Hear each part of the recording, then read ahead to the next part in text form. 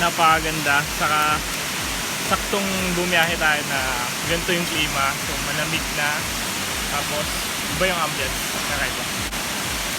How are you? Hello, I am totally fine and very happy to be here at Ragsak Falls. It's very difficult to be here pero look at that. Ayun din. Yung daanan lang yung problema. Parang hindi makaakyat yung sasakyan mo pag hindi nakakondisyon. Yun lang. Pero worth it naman. Okay na okay yung view. Woo! Grabe.